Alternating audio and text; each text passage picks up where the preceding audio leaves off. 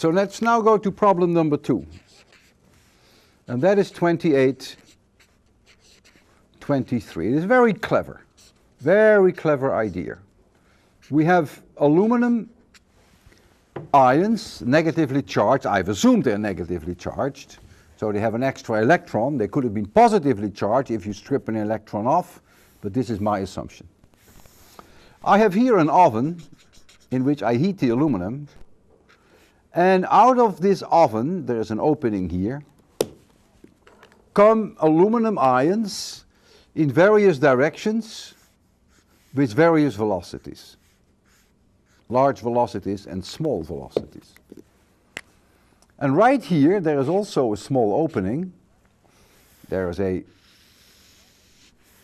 condensator here, a plate, which provides me with a more or less constant electric field in this direction.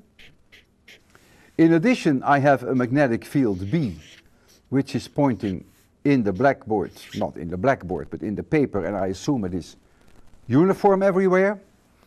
And now there is a remarkable consequence of this setup, that by adjusting E and B, I can select here aluminum ions which have a specific velocity, speed. I call it V selected. And how does that work? The force on these ions equals Q times E plus Q times V cross B. Well, if I make the force on these ions 0, then obviously they will not be deflected. If the force is not 0, but constant, well, then they will probably, if they come in like this and the force is like this, they will make a parabola, or they will be accelerated in one direction. But if this is exactly 0, so that the net force is 0, then they will go through undisturbed.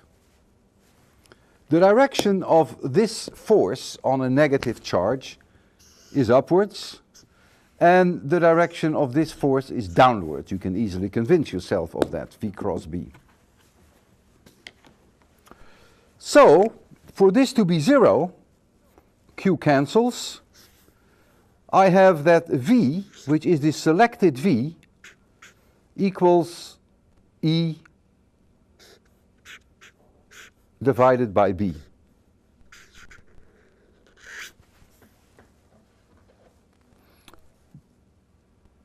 If I change E, if I increase E, then I will get a higher velocity. If I decrease E, then I get a lower velocity. So this is a very clever way of selecting the speed. I should perhaps put the magnitude here, the speed that comes out here.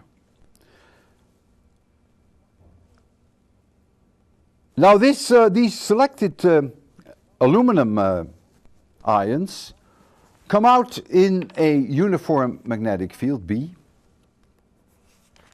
By the way, the reason why I ignored this cross is that V and B are perpendicular to each other, and so I do not get I get a plus or a minus sign due to the sign of the angle theta.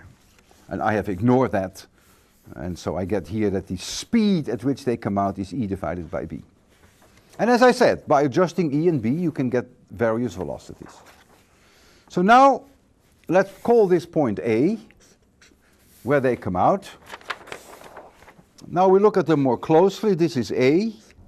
So here come out these selected velocity aluminum ions with a certain velocity V select. And what do I see? I see that they go around in a perfect circle, in this case half a circle, and the circle has a radius r.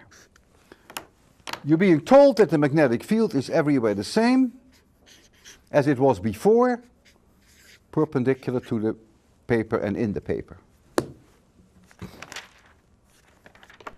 Now, in order to make this trajectory, I need a force, centripetal force. Here is that centripetal force. Here is that centripetal force. And so I simply get that mv squared over r must be qvb. Again, I leave the cross out because the sign of theta is either plus or minus 1. I lose a v, and what do I find? That the mass equals q times b times r divided by that selected velocity, which itself was e divided by b. So I get this simple relationship.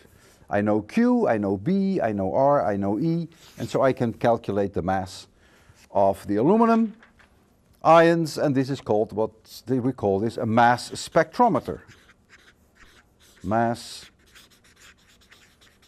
spectrometer, a very clever instrument.